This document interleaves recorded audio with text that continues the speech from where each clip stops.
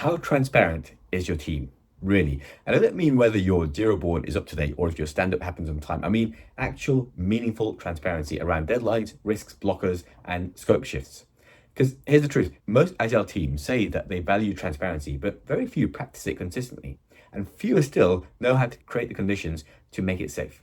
Let's unpack why that is and what great teams do differently. So let's start with the basics. According to the Scrum Guide, transparency is one of the three pillars of Scrum, along with inspection and adaptation. In simple terms, if you can't see what's going on, you can't respond effectively. But visibility alone isn't enough. As Patrick Lencioni writes in The 5 Dysfunctions of a Team, absence of trust is the root of most dysfunctions, and transparency can't thrive without trust.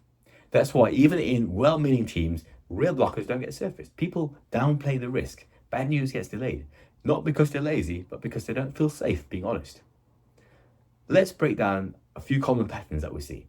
Transparency without psychological safety leading to fear. You can't build a transparent team by demanding honesty and then punishing it. In the book Accelerate, Forgrim and Co. discovered that high-performing tech organizations had one thing in common: low fear cultures. They normalize surfacing problems early and often. Transparency without clarity leads to noise. If you share risks too early or too vaguely, it just causes confusion and panic. That's why strong teams use simple formats: weekly async updates, clear dashboards with leading indicators, sprint reviews focusing on learning, not just showcasing. This all reduces noise and focuses the attention to what matters. Transparency without leadership modeling leads to silence. If leaders don't show their own uncertainties, why should a team?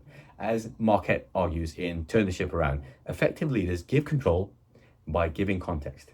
That means talking openly about what's uncertain, what's risky, what's changing. All right, so how do high-performing teams practice transparency?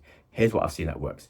Daily stand-ups that aren't just status updates. They're safe places to surface blockers and not just performance reviews in disguise. Sprint reviews that invite discussions, not judgment. It's not, did you finish the ticket? It's, what did we learn? What do we need to shift? Backlog refinement as an open risk forum. Good product owners talk about uncertainty openly before it turns into a missed goal. Clear work in progress limits. This might sound like a process thing, but it forces teams to talk about when they're stuck.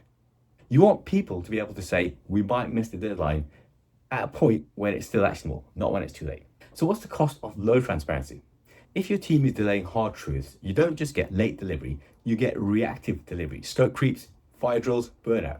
As the State of DevOps report showed, year after year, high trust, feedback-rich environments outperform on every metric, from speed to stability to satisfaction. Transparency isn't just a value, it's a performance multiplier. So if you want to be more agile, don't just automate your dashboards. Ask yourself, do we make it safe to surface blockers immediately? Do we talk about risk before it's urgent? Do we model truth even when it's uncomfortable? Agile without transparency is just theatre, and Agile has to have trust, openness, and a shared context, and that's where the real magic begins. If you found this useful, hit subscribe, drop a comment on what's really working for your team, and share this with someone who needs to hear it, maybe before your next retro. I'll catch you in the next one.